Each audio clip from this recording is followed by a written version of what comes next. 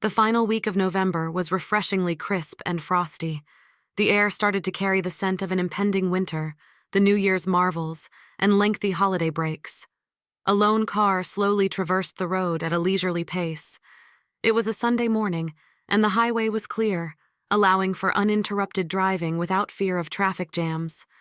Olivia relished this tranquil drive amidst silence and snow. What could surpass this? The heavy malachite green arms of the spruce trees contrasting with the white snow blankets. Suddenly, in the midst of all that white and green, he saw something orange covered with snow. Without knowing why, the man hit the brakes and went to take a closer look at the strange find. "Child, what happened to you?" he yelled, dropping to his knees to dust the snow off the child's overalls. "What are you doing here?" The girl didn't respond. She was about 5 or 6 years old, with round rosy cheeks and mittens covered in snow clumps. He bent lower, attempting to hear her breath. Her long eyelashes fluttered. "She's alive," he thought. "It's hot here," the little girl mumbled incoherently, attempting to unzip her overalls. "Mommy, I'm hot. I need water."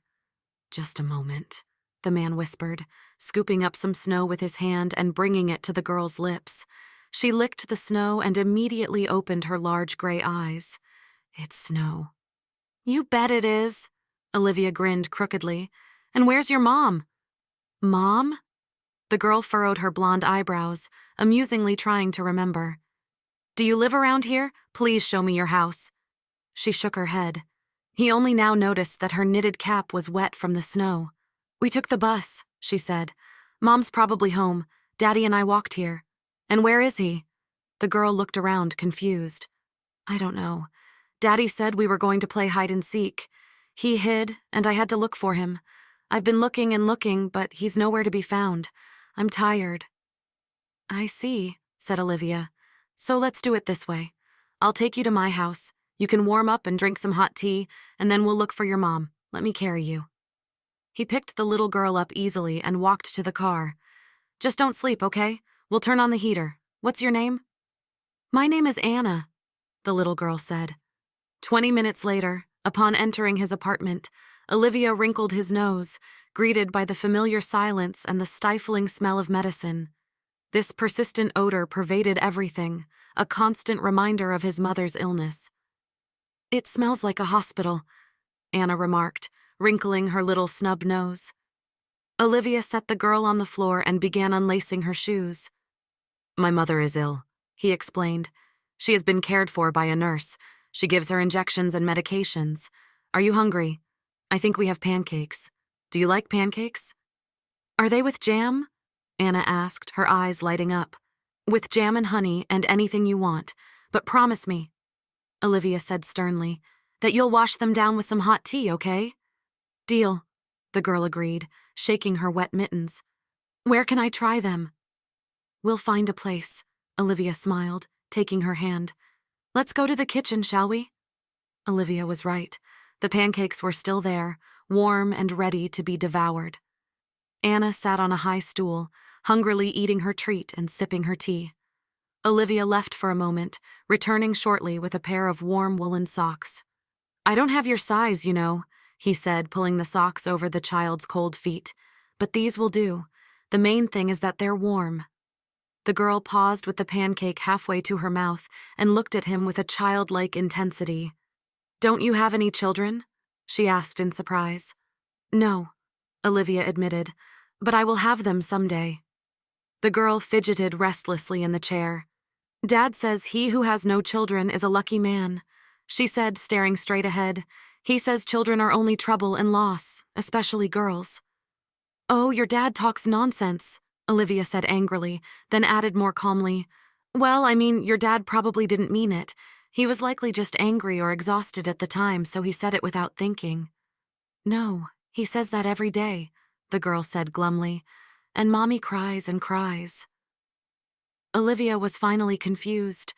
It seemed that this little girl's family was the kind that even the enemy would not wish. "What should I do now?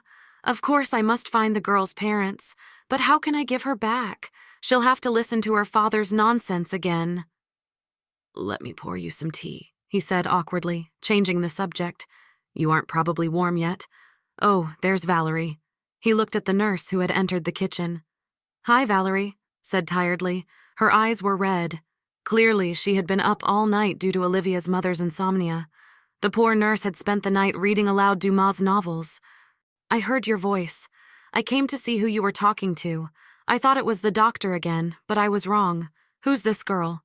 She looked at the little guest, who was engrossed in dipping pancakes in jam and seemed oblivious to her surroundings. Olivia had already realized that the little girl was not at all afraid of strangers. Meet Anna, Olivia smiled. She will be staying with us for the time being. Is she your friend's daughter? Valerie asked. Well, he hesitated. Almost. How's Mom? The nurse sighed.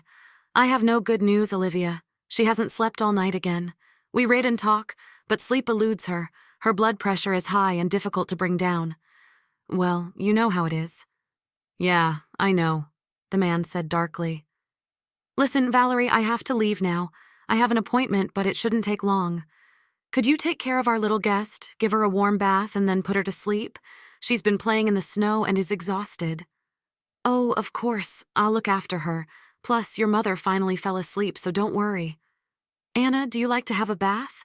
Valerie asked, and the little girl nodded cheerfully, her face smeared with cherry jam.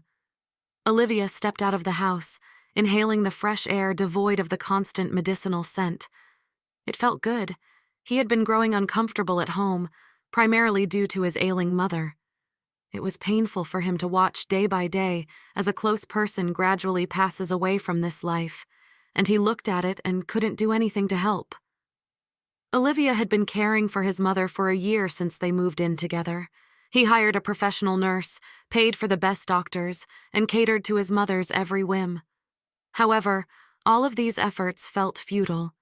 He consoled himself with the thought that his mother's transition from one world to another would be as comfortable as possible. Olivia was so deep in thought that he didn't realize his phone had been vibrating in his pocket for a while. Hello? It was Olivia's mother's doctor on the line, who was scheduled to visit her that afternoon. Olivia, good day. Can we talk? Yeah, is something wrong? Olivia said, settling behind the wheel, checking his watch. He realized he had 15 minutes to spare. So, what do you want to discuss? Look, the doctor began hesitantly.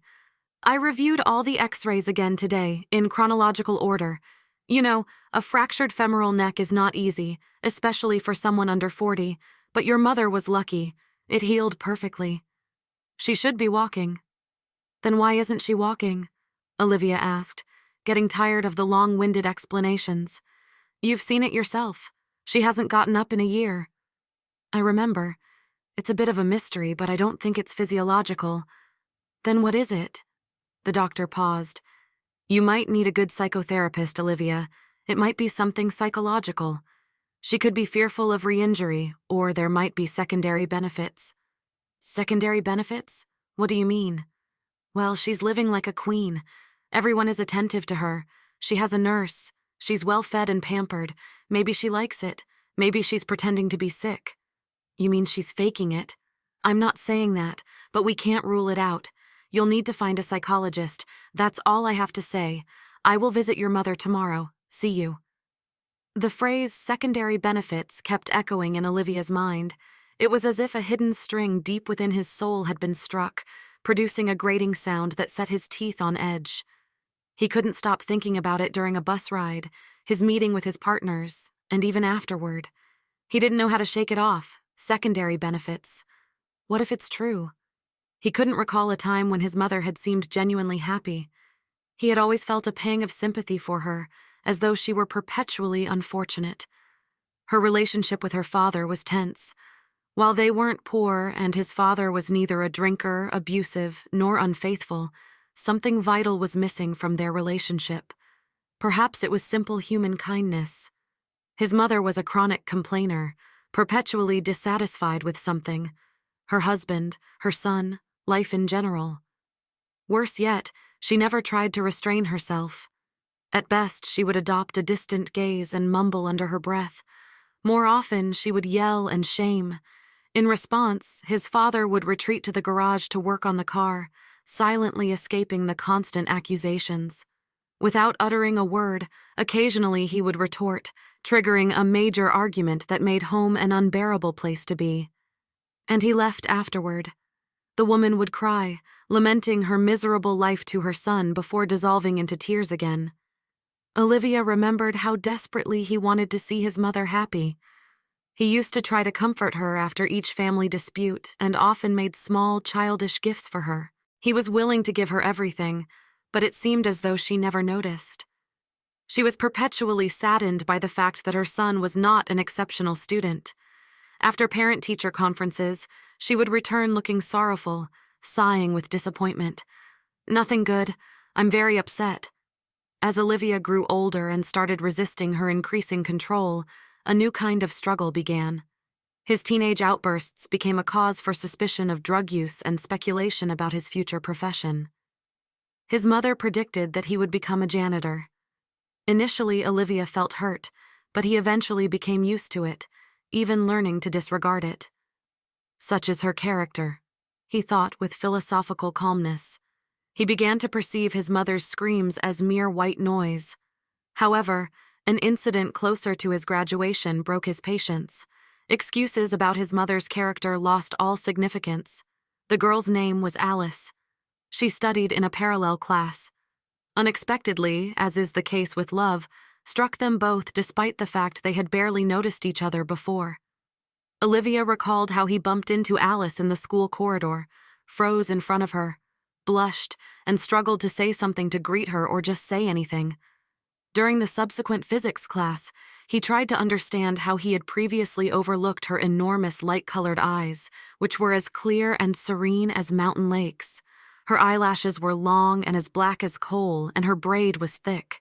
He suddenly had a profound desire to see her blonde hair loose, imagining it to be as soft as silk and smelling of fresh grass, which had been his favorite scent since childhood.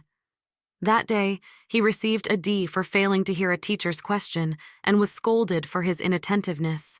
But he wasn't upset. None of it mattered from now on. After school, he waited for Alice on the porch. When she exited and saw him, she smiled brightly like a spring day. "I thought you had left already," she said. Olivia wished to respond with something clever and funny, but nothing came to mind. Instead, he just took her backpack and grumbled, "How can you carry such a heavy load? It's unhealthy. Come on, I'll walk you out." Alice smiled slightly. "I live nearby, over there." She pointed to the nearest house. "Well then, I'll walk you home and then we'll go for a walk." He kept quiet about his first romantic feelings at home, but he made the mistake of keeping a personal diary where he detailed every encounter. Olivia and Alice dreamt of sharing a life. But one day, the girl vanished. Assuming she was sick, Olivia rushed to her home right after school. Her mother, stern-faced, opened the door. "Is Alice home?" Olivia asked. The woman gave him a disdainful look. "No, and don't come here again. Alice will be finishing her studies in another town." "Why? She didn't mention anything like that. She would have told me." "Your mother came to see us," said Alice's mother sternly. "She said that because of Alice, you've neglected your studies and started drinking beer too much." "It's not true," he exclaimed indignantly. "She claimed you were in bad company. I worry about my daughter. I don't want her associating with hooligans, so forget about her and don't come here again." "She lied to you and you believed it." Olivia began to justify himself, but the door had already slammed shut. He sat on the steps, burying his head in his arms. So his mother had read his diary, concocted lies to dissuade the girl from him. Olivia felt a deep sense of violation, as though he'd been trampled on without any apology. "Now where shall I go?" he thought wearily. In the past, he would have gone home, but he now realized painfully that he had no home. A home is a place where people trust each other, not engage in deceitful schemes behind each other's backs. But the tragedy was that he had nowhere else to turn. Hearing the key rattling in the lock, his mother appeared in the hallway. She took in her son's distraught expression and barely suppressed a smile. "I baked pies," she announced gently, "with potatoes and with meat, your favorites." "Thank you," Olivia mumbled. "I'm not hungry." "I see," his mother responded, placing her hands on her hips. A rebellion, is it? Olivia quietly removed his shoes, hung his jacket in the closet, and then turned to face her. Why, Mom? He asked gently, but his voice was fraught with suppressed anger. Why? What do you mean? Why did you go through my things? Why did you lie to Alice's mom? She sent her off to another town and I'll never see her again. He accused with desperation in his voice. His mother's face was impenetrable. I had nothing to do with it, she responded. I don't know what you're talking about. Wash your hands and sit at the table. Why do you lie to me, Mother? He asked tiredly. I've been told everything. I've told you clearly. I had nothing to do with it, the woman insisted. I see, he said. You had nothing to do with it, and anyway, it was all my dream. I get it. Olivia retired to his room and sat on the bed for a while, studying the patterns on the wallpaper with detached wonder. It's strange. Just this morning, I was sure that everything around me, the walls, the table, the bloody wallpaper pattern, was home. But it's all a lie. Not a home, but a cage where I was deceived into staying. How awful. The only consolation was that there were only 3 weeks left until graduation. After that, he could leave this place. He just had to wait a little longer. Olivia vividly remembered getting on the train, leaving his school friends on the platform. His mother hadn't come to the station. When she learned of his decision, she melodramatically clutched her heart, grabbed her blood pressure monitor, and wept. When this didn't work, she tried her persuasion, which also failed. She then resorted to shouting and accusing Olivia of ingratitude. This could have continued indefinitely if his father hadn't intervened. Don't, Jason, he said. You've brought this on yourself. Let him go from home, yes, or you'll ruin his life too. He looked at Olivia with understanding and sympathy in his eyes. Thanks, Dad, Olivia said gratefully. His father simply patted him on the head in response. As the train started moving, Olivia sighed with relief. I'm free now. I can finally start my life, he thought. He didn't visit his parents often, perhaps once a year at most, and he never stayed overnight. His mother resented his infrequent visits, but his father understood. During Olivia's first visit, his father asked him to help clean the garage. Olivia readily agreed, but upon entering the garage, he found it impeccably organized. Where's the mess you promised? He asked cheerfully. Instead of answering, Dad pulled out several white envelopes from under the car seat. From Alice, he said, offering a letter to his son. She wrote to you, as you see. But why didn't you give them to me immediately? Olivia replied, perplexed. His father's face turned red with embarrassment. Your mother was intercepting them, he admitted reluctantly. And I stole them from her. But don't be angry with her, son. Your mom's a difficult woman, but I'm certain she meant well. She just thought it was best for you. But you don't agree with that, Olivia stated flatly, or you wouldn't have given me the letters. His father ran his hands through the hair on the back of his neck, a habit he had when faced with a difficult conversation. You're an adult now, he finally said, but it's still hard for me to discuss this. Your mother and we perhaps rushed into marriage. It's not that either of us are bad or good. It's just that we are very different people. And maybe now that you're grown up, we can grant each other freedom and find happiness. You want to leave Mom? Olivia asked. His father looked down, embarrassed, and paused. Then, making up his mind, he looked Olivia in the eyes and said something he had been too ashamed to even admit to himself. Yes, Olivia, I want to leave her. Do you disapprove? His son knew how to appreciate honesty, and he only said, No, Dad, it's your decision, and I'll accept it. You're adults too, at home. He said nothing to his mother about the letters, but on the train taking him back to his studies and his new friends, he read them all. Alice's letters were painful to read, and Olivia wiped away his tears when he thought no one was looking. In the first letter, Alice described her situation.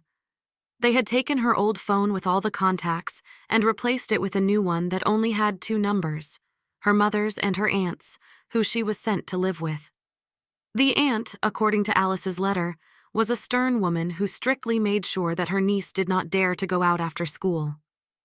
After lessons, Alice was given 2 hours for homework, then expected to complete household chores. Her chores included cleaning, cooking dinner, and gardening. Her aunt checked her phone daily, regularly invaded her privacy, and reported to Alice's mother about the progress of her re-education. In the second letter, Alice wrote that she found a way to evade her aunt's constant surveillance. She would go to the basement to fetch vegetables and preserves, as her aunt disliked the damp there. She had a few minutes of privacy to write her letters. She wrote this one over the course of a week. If Olivia wanted to respond, he could send his reply to the address of Alice's school friend, who would pass it along. The third letter from Alice was brief. She wrote that she understood Olivia's reluctance to respond and promised not to impose on him any further. The same day he got off the train and bought a bus ticket, eager to see Alice and explain himself. He headed to the address of her school friend with a plan in mind. "I'll try to get Alice out and take her away with me right away." A tall girl with a black braid opened the door. "Are you Olivia?" she asked, grinning. In response to his puzzled look, "Alice drew your portrait. She's good at drawing." "It looks like you. Can you give me her address or phone number?" Olivia asked. The girl shook her head, frowning. "Her aunt married her off to some guy. They've left for the countryside. I haven't heard from her since." "What village? What do you mean married her off? Couldn't she refuse?" Olivia exclaimed in disbelief.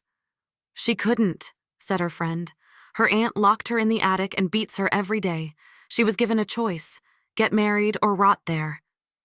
"Tell me their address," Olivia demanded. "I don't know it. They left at night without telling anyone and wouldn't let me see her." He went back the same evening and bought a bottle of some disgusting liquor at the bus station. Luckily, the autopilot instinct of his body saved him from potential trouble, and Olivia managed to reach his dormitory. He awoke in the middle of the night in his bed, plagued by a terrible headache and thirst. A bottle of mineral water sat on the bedside table, and a basin was placed on the floor beside the bed. His neighbors evidently had cared about him. "God bless them," he thought, drinking the mineral water greedily before falling back into a deep sleep until morning. Dreamless. Life went on. Olivia's father eventually left his mother but did not live long. He passed away 11 years later. He went to sleep and didn't wake up. An easy death, the doctors and friends at the wake commented, seemingly envious of the peaceful ending, devoid of humiliation, fear, or pain. Olivia funded the funeral and lingered at the grave, clutching a heavy bouquet of white roses. The stems pricked his hands, and their leaves were unpleasantly damp. "Thanks, Dad. I love you and always will," he whispered gently, laying the flowers on the grave. He and his father may not have been as close as he would have liked, but they were not distant either. His father had come to his aid during his most challenging moment. He understood his son's pain, helped him leave, and gave him a letter to his beloved. It wasn't his father's fault that Olivia didn't arrive in time. Olivia once saw Alice quite unexpectedly, 11 years after their last meeting. He remembered that October day as a world of rain and wind. He had sought refuge in a nearby cafe and had just settled at a table when he felt someone's gaze on him. "Alice," he whispered. She smiled at him, her presence brightening the gloomy day. "Alice, are you here alone?" "Alone?" she whispered with a nice smile, raising her glass of juice. "Cheers." They clinked his coffee cup and her glass. "How are you, Olivia? I moved here after high school, graduated from college, and now I'm working," he said. Alice sipped her drink. "I was sorry I couldn't say goodbye to you. I was afraid you'd be upset."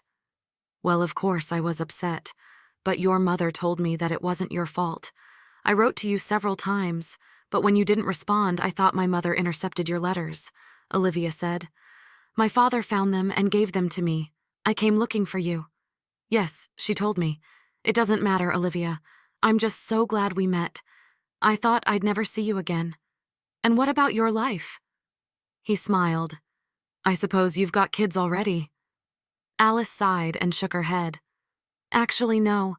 I often go to the city to the clinic. They say I'm fine, I guess. It's just not time yet. And your husband, are you living well?" Olivia asked. Alice smiled nonchalantly. "All sorts out in our life." They talked until the evening and realized it only when it was already dark outside the windows. "You've probably been waited for at home by now, aren't you?" Alice shrugged. "When I come here, I always tell my husband that I'm staying at the clinic overnight. But in fact—" Alice laughed, seeing the confusion on his face. "I don't have a lover. It's just so nice to go shopping, buy yourself something, or go to the movies or sit in a cafe. It's my own personal sip of freedom. I've never really been free. First, my parents had me on a tight leash, then my aunt, and then my husband." She spoke candidly, not dodging answers or trying to be sly. "She's always been like that," Olivia said, looking at her fondly. Yes, there were wrinkles under her eyes, and her lips were not as vibrant as they once were, but Olivia didn't pay any attention to these minor details. The spark of true magic lay in her infectious laughter and the innocent expression in her eyes. This was his Alice, his first love, who had completely turned his life around. "Do you want to go somewhere else? Maybe to the movies?" Olivia asked. Alice traced her finger over the frosty glass filled generously with ice by the bartender. "How can she drink such a cold juice in this weather?" he wondered. "I don't want to go to the movies," she said finally. "I want to come to you." The next morning, Olivia woke up to find that Alice had already left. The scent of her hair still lingered on the pillow, and a note lay on the table with just one word. "Thank you." There was no other message, no phone number, nothing. No one at the cafe remembered Alice. It became clear to Olivia that she had been there by chance, and all he could do was cherish their fleeting encounter and continue with his life. His mom could never become happy, even though Olivia now had enough money to support her. She was never content, just like during his childhood.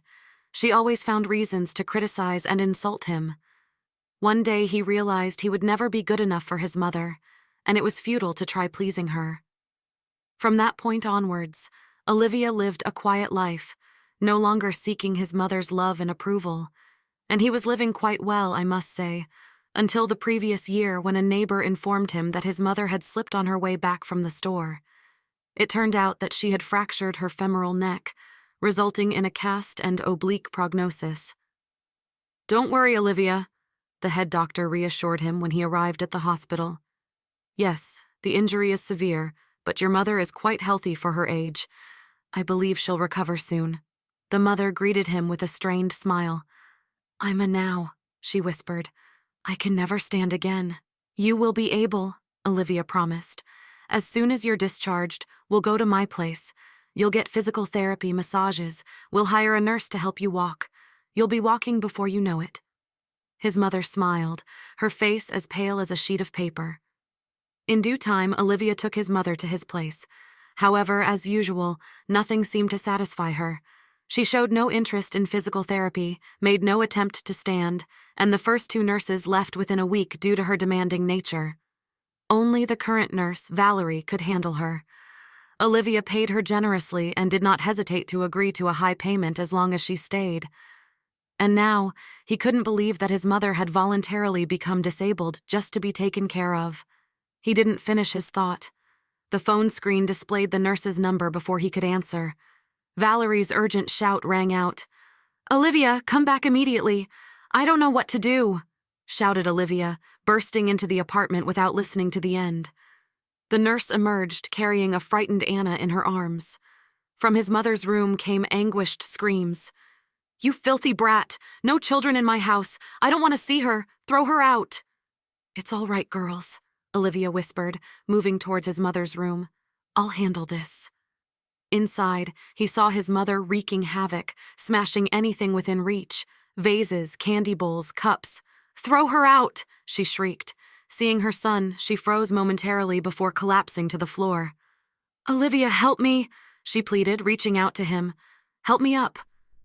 "I've been here for a while, Mom," he responded quietly, "and I saw you moving around. You're imagining things." "I couldn't reach Valerie, so I tried to get to the bookshelf," Olivia said, looking at the books scattered on the floor. "Go back to bed. I'll ask Valerie to give you a sedative." He left the room. The nurse and Anna were still standing in the hallway. "Give me the girl," he said, "and give Mom something to calm her down. She seems to have gotten too excited." "Well, you, young lady," he said, turning to Anna. It wouldn't help to get some sleep. We'll warm some milk and honey now, and when you fall asleep, I'll start looking for your mommy and daddy. I don't want to go home, the girl begged. Daddy yells at Mom, beats her, and then beats me, saying that he wanted a boy and I was born a girl. No one needs me. Hush, hush, he whispered to the sobbing girl. Let's calm down. I'll think about what we can do. Do you love your mom? I do, she said tearfully. Well, there you go. Your mom needs to know where you are. She's worried. Do you remember her phone number? Her phone number is on the tag of her overalls, said Anna. Great, so that solves something, Olivia smiled. Let's go drink some milk and I'll call your mom right now. A woman answered the phone, her voice hoarse and nervous, filled with sobs. Are you Anna's mom? He asked. Yes, I am. What's wrong with her? My name is Olivia. Anna is at my house right now. She's fine. I found her in the woods. Please come and pick up your daughter. Is she okay? The woman choked on her tears. As gently as possible, Olivia reassured. Calm down, everything is fine. I'll let Anna speak to you now. Mommy! Anna shouted. I was lost, but Olivia found me. He gave me pancakes and he has many rooms and a good nanny. Mommy, will you come get me? I'll be there soon, very soon, the mother screamed. Wait for me, daughter. Mommy's coming. So we'll wait for her, said Olivia. You haven't changed your mind about sleeping yet? And Mommy? She'll wake you up. In the meantime, let's go.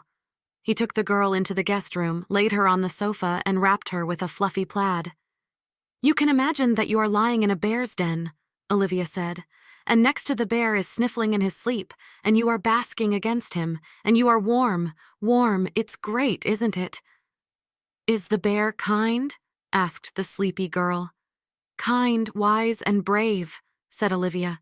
He will make sure you don't get cold, and he won't let anyone hurt you. He will treat you with honey, the most fragrant and delicious. But the little girl was already asleep. Olivia smoothed her disheveled hair. Sleep, my little friend, he whispered and left the room. The nurse was waiting for him in the kitchen. I've injected a sedative. Your mother is sleeping, she reported. Good, Olivia said, pouring himself a cup of coffee. Now tell me what has happened here, Valerie. Valerie looked at him confusedly. Olivia, honestly, I went to make a bath for the girl. Then your mother called me and asked, What's that childish voice? I told her it was your friend's daughter, and then I couldn't believe my eyes. I didn't know. And then what happened? Olivia asked. Your mother said, Bring her in, I want to see her. I called Anna. Your mother started questioning her about her identity and her mother's name. Suddenly she lunged at the girl. I barely managed to shield Anna. Your mother started screaming, You must have heard her. She ran around the room in that state. But you know that before she couldn't even take a step, because she always claimed it hurt to step on her feet. Yes, I know, Olivia acknowledged. I quickly picked up Anna and ran out. I locked her in your study and immediately called you. I believe you, Valerie, the man said. Have some tea and calm down. We both had a hard day. He didn't have long to wait. The doorbell rang just as he finished his sentence.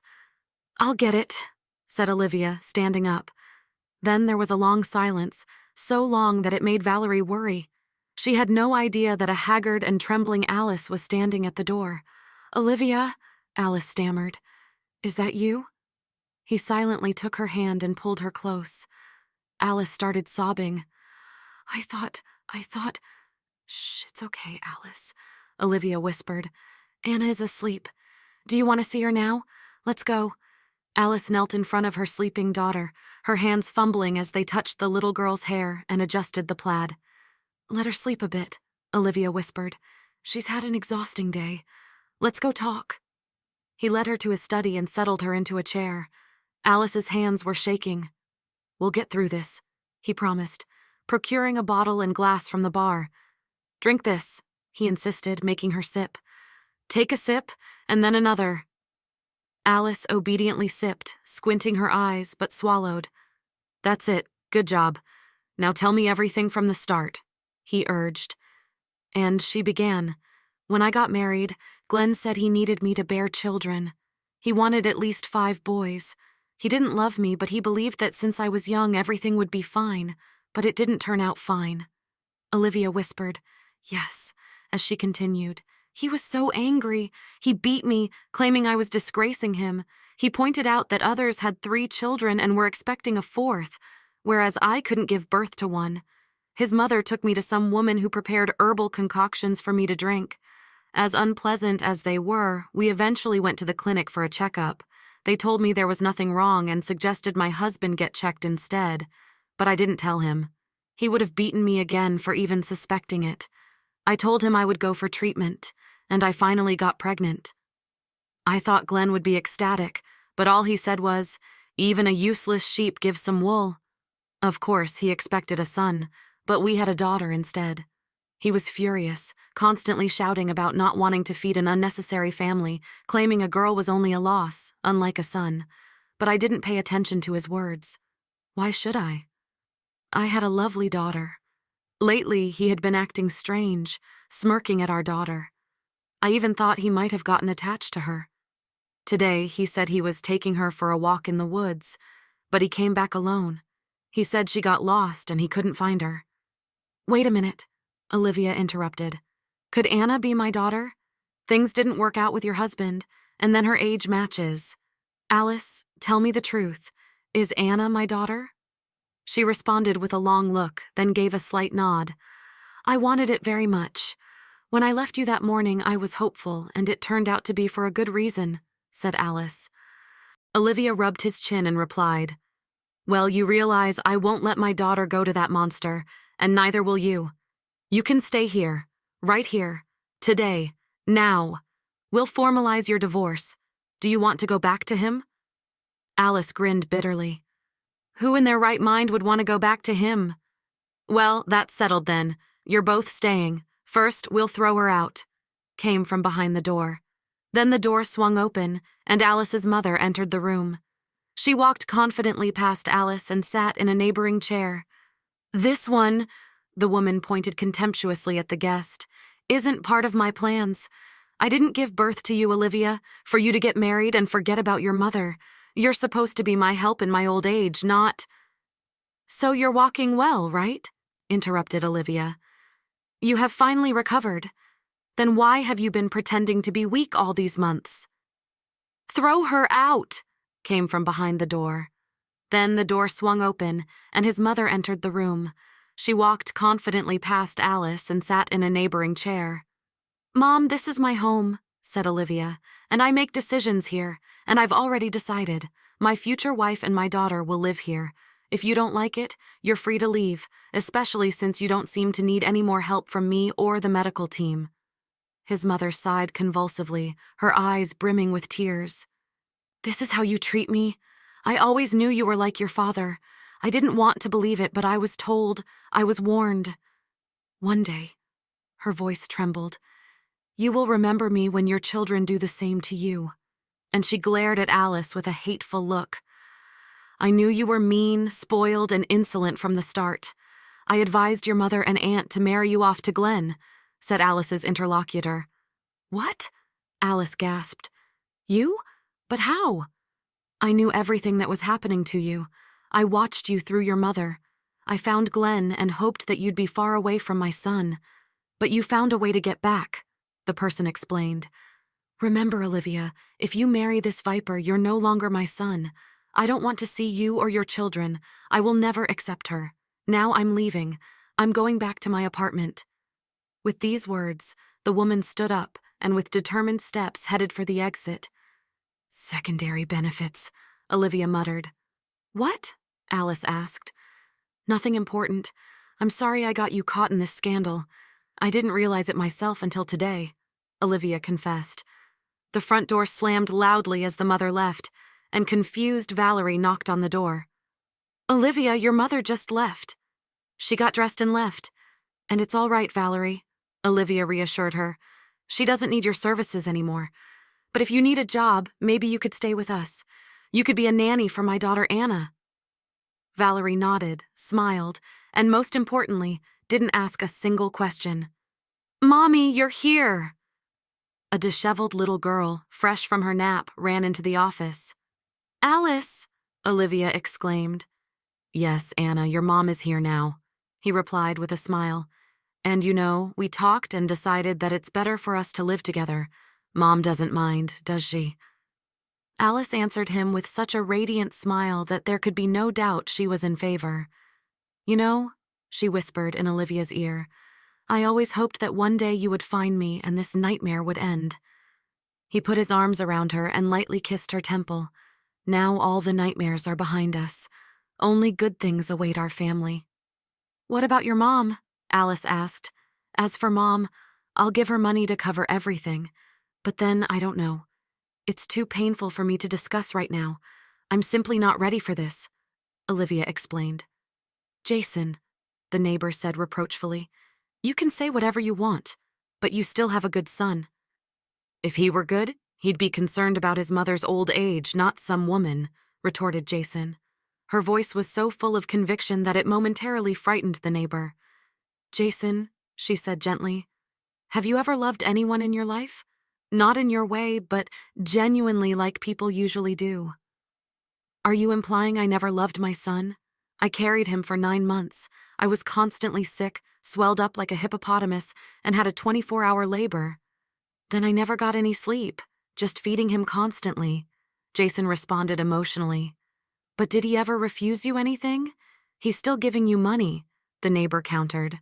"I don't need his money, oh come on. You claim you don't need his money, but you take them. There's something wrong with what you're saying," the neighbor observed. Jason sighed, her voice laced with tears. "What choice do I have? I'm a poor, ill pensioner. I'm forced to accept this charity, even though I don't want to." Well, the neighbor smirked. "You're not being truthful again, Jason. You're upset because your son isn't under your thumb anymore. You wanted him to remain attached to your apron strings forever.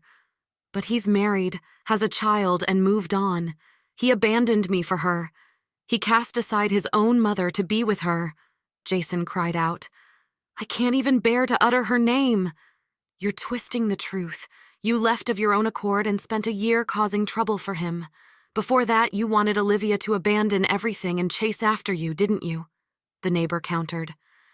"I am his mother," answered Jason with dignity. "It's my right." The neighbor shook her head. "You're a piece of work. Jason, I'll leave you to it. There is nothing more I can say to you anymore." Jason gazed out the window. It was a blooming July. The hot summer sun had cooled, giving way to a warm evening. Children's laughter echoed from the playground. Though she hadn't admitted it to her neighbor, Jason had once boarded a train to Olivia's city. She hesitated to ring the doorbell, sitting on a bench in the shade. Suddenly, a hopeful thought crossed her mind. Perhaps Olivia had already sent that woman and her child away. Maybe she could return to his apartment to live together again. He was upset with her, but it wasn't a big deal. She could explain that she had spoken out of turn in the heat of the moment. She would find the right words. Suddenly, she noticed her son. He carried Anna on his shoulders and held Alice's hand. They were chatting and laughing. The worst part was that the vile woman, that serpent, was pregnant again. She shamelessly caressed her large belly, looking incredibly pleased with herself. The sight made Jason want to leap up and make a scandal. How dare she steal my only son, take my place, impose her brood, and get pregnant again? She did all this deliberately, Jason seethed. She planned all this to make sure Olivia wouldn't leave her. She's a wicked woman. Filled with indignation and a sense of helpless despair, she returned home, collapsed onto her bed, and burst into tears, pounding her fists into her pillow. It was clear that her son was happy with his family, while she had been cast aside. The neighbor was right. Jason dreamed of her son devoting his life to her and her happiness, but would he be happy at that? Once it seemed to her that otherwise it could not be. Maybe she was wrong, and maybe it was not so bad that he created his own family and raised children. After all, he did continue their lineage. Jason looked longingly at the yard where neighborhood grandmothers sat on a bench, leisurely conversing while their grandchildren played in the sandpit or the playground. "I could do that too," Jason sighed bitterly. For the first time, her heart filled with sadness for her unfamiliar grandchildren. The next morning, the woman went to the candy store, where she bought a huge cake, and then took the train. When she found herself at the door of Olivia's apartment, she suddenly felt that her courage was leaving her. What if they don't open the door for me, or even if they do, but give me harsh words and throw me out like a stray dog? I won't survive that, Jason fretted. However, did she buy that cake and travel 2 hours on the train in vain? She had to decide. So she rang the bell. Olivia opened the door.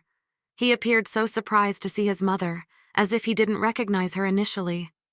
"Hello, Olivia," the woman said softly. "I've come to tell you I was wrong. Wrong about many things. I thought you should only belong to me. That's why I gave birth to you. I was only thinking of myself, and I didn't realize how much you've done for me. And now, all of a sudden, you've realized everything, haven't you?" he asked. "Well, I had time to think about everything and recognize what loneliness is. I want to be a good mother, not selfish, and a good grandmother if you'll let me," he said. He glanced at the box of cake. "Did you bring this for us?" "For you. I thought maybe we could have tea together," Olivia's wife called out to him.